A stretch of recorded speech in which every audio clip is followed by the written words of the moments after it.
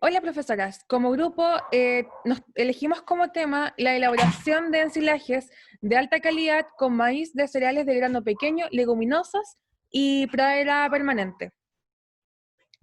Pero para comenzar a hablar sobre nuestro tema, primero hay que definir qué es un ensilaje. Y el ensilaje es una técnica de preservación de forraje que se logra a través de la fermentación láctica bajo condiciones anaeróbicas. Y como objetivo nos fijamos conocer cómo se elaboran los ensilajes de maíz, cereales de grano pequeño, leguminosas y pradera permanente, y distinguir los procesos de elaboración entre los distintos materiales vegetales. Y bueno, ¿y cómo se elabora un ensilaje? Bueno, el ensilaje consiste en la recolección del material verde que posteriormente se pica para disminuir su tamaño y luego se compacta para disminuir la presencia de oxígeno y posteriormente se sella. Luego, luego de esos pasos, ocurre una fermentación ácido-láctica, donde las bacterias epifíticas del ácido láctico fermentan los carbohidratos hidrosolubles, produciendo ácido láctico y en una menor cantidad ácido acético. Al generarse el ácido láctico y el ácido acético, disminuye el pH del material ensilado y baja a un nivel que inhibe la presencia de microorganismos que inducen la putrefacción. Y bueno, ¿cuáles son las fases del ensilado? Primero tiene una fase aeróbica que dura un par de horas y su duración depende de cómo fue compactado el material. Luego tiene una fase de fermentación que esta se inicia cuando hay un ambiente anaeróbico. Luego está una fase estable, donde se mantiene un ambiente sin aire y ocurren básicamente pocos cambios. Y luego está una fase de deterioro aeróbico, que consiste cuando comienza la apertura del silo y la exposición del ensilaje al aire. Bueno, los métodos de elaboración de ensilajes. Está el ensilaje de forma directa o corte directo, que consiste en tener un 80% de humedad y un 20% de materia seca, y está el predeshidratado, que está el premarchito, que tiene de un 25 a un 35% de materia seca, y el enilaje de un 35 a un 45% de materia seca. El enilaje es muy común en esta zona debido a que generalmente se utilizan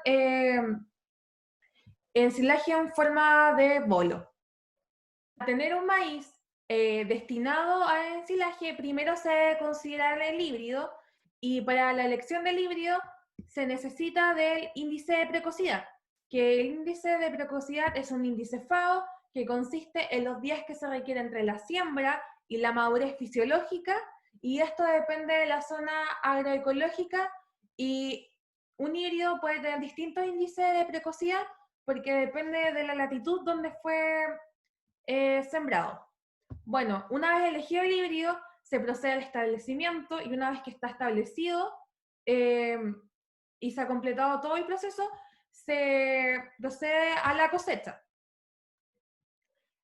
Para el momento óptimo de la cosecha se debe considerar un grano maduro, que esto significa que debe estar 3/4 de llenado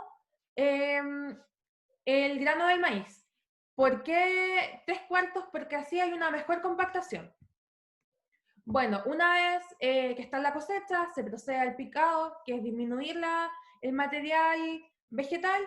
Luego se procede a una compactación, que la compactación, si se produce mucha compactación, se disminuye el oxígeno y se produce una fermentación más lenta.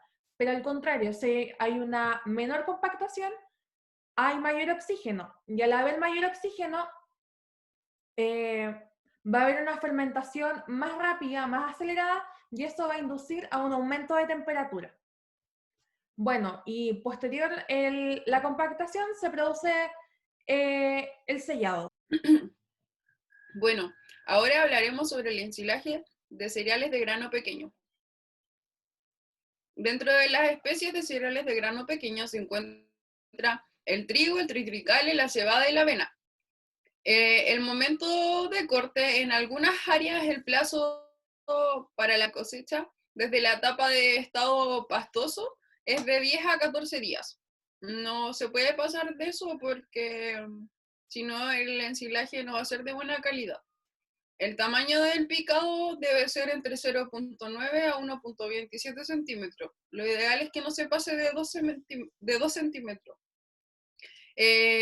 La compactación, el objetivo es eliminar el aire para lograr una buena fermentación. Se utilizan tractores y caballos de forma permanente mientras se está haciendo el silo. En el sellado se cubre con polietileno de al menos 100 micrones. En la protección se recomienda cercar y proteger el entorno del silo para evitar que ingresen los animales y puedan romper el plástico provocando la entrada de aire y agua. Después, la apertura, se debe esperar al menos 30 días para abrir el silo y cada vez que uno vaya cortando debe ir sellando con el mismo polietileno. Continuando, ahora vamos a hablar un poco de las leguminosas forrajeras. Las leguminosas forrajeras principalmente se seleccionan en los sistemas pastoriles por su aporte al suelo. El aporte al suelo es principalmente del nitrógeno, lo cual ahorra en gran cantidad la fertilización nitrogenada. ¿Cuál es el aporte al ensilaje de las leguminosas? Las leguminosas principalmente son aporte proteico y como son más concentrados en el nivel de proteína que en carbohidratos, siempre se mezclan con gramíneas. A diferencia de las gramíneas, el- las leguminosas, al aumentar su estado fenológico, al ir aumentando su materia seca, las leguminosas no aumentan la cantidad de azúcares, más bien aumentan la cantidad de proteína. Por eso siempre son mezclados para hacer un buen ensilaje balanceado. Las leguminosas más importantes de los sistemas pastoriles son el trébol blanco, el trébol rosado y la alfalfa. Hay que mencionar también que para hacer bueno, aquí se puede ver un poco en esta tabla el contenido de azúcares de cada uno, de cada especie. El trébol blanco y el trébol rosado en la floración en una gran cantidad de materia seca tiene bajo contenido de azúcares. Y la alfalfa, incluso con mayor cantidad de materia seca, tiene un menor contenido de azúcares. Por eso, al hacer un ensilaje con leguminosas, es importante tomar precauciones como premarchitar las leguminosas o usar aditivos de alto contenido en azúcares para obtener un producto de buena calidad. Bueno, y para finalizar hablaremos sobre el ensilaje de praderas permanentes.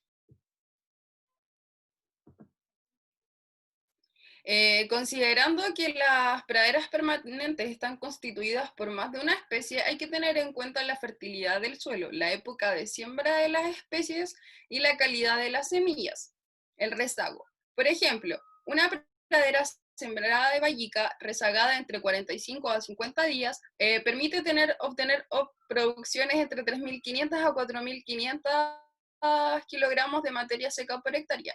Rezagos mayores a 60 días afectan la calidad del forraje. El momento de corte. Por ejemplo, para las vallicas corresponde al inicio de la emergencia de la espiga, y en el caso de las leguminosas como la alfalfa y los tréboles es necesario premarchitar o utilizar aditivos altos en azúcares. El tamaño de picado. En forrajes maduros, el tamaño debe ser lo más fino posible, y en forrajes muy tiernos el tamaño del picado debe ser más largo, ya que eso le permite tener más facilidad de compactación. Además, si es muy pequeño, aumenta la cantidad de fluentes. El tiempo de llenado. Este debe realizarse lo más rápido posible. Lo ideal es que no pase de los 2 a 3 días después del iniciado. La compactación, el objetivo es eliminar el aire para lograr una buena fermentación. Y este trabajo se puede hacer con tractores o caballos que van pasando de forma permanente a medida que se va llenando el silo. El sellado se cubre con polietileno de al menos 100 micrones. Es conveniente agregar neumáticos y tierra sobre el silo para que no se rompa y evite que entre el aire, el agua o la tierra. La protección se recomienda cercar el perímetro del silo para que no ingresen animales que puedan deteriorar el nylon. Y en la apertura se recomienda esperar al menos 30 días antes de abrir el silo, y después de cada corte se debe mantener cerrado con el mismo plástico para evitar el ingreso de agua y lluvia, o sea, agua y aire. Ya de este trabajo podemos concluir que el ensilaje es un buen método de la conservación del forraje, que para tiempos en que no se pueda suministrar alimentos a los animales a través del pastoreo, mediante praderas o pasturas, se puede hacer a través de los silos del ensilaje, del producto del ensilaje, y que para elaborar un buen ensilaje es necesario tener muchos factores en consideración. Primero, para elaborar un buen ensilaje se tiene que saber qué tipo de especies se van a ocupar para lograr la calidad nutricional adecuada para el animal. También saber el estado fenológico de la planta, saber el nivel el porcentaje de humedad y el porcentaje de materia seca que tiene la planta para que se realice una buena fermentación anaeróbica, y también considerar los factores dentro del proceso de ensilaje, que son tales como el sellado y la compactación. Si no se consideran estos factores, es muy difícil realizar un buen ensilaje que por consecuencia va a dar un producto final, que sea de buena calidad. Esa fue nuestra presentación. Muchas gracias por vernos y espero que todos tengan un muy buen fin de semana. Muchas gracias, profesores y compañeros. Que estén todos muy bien.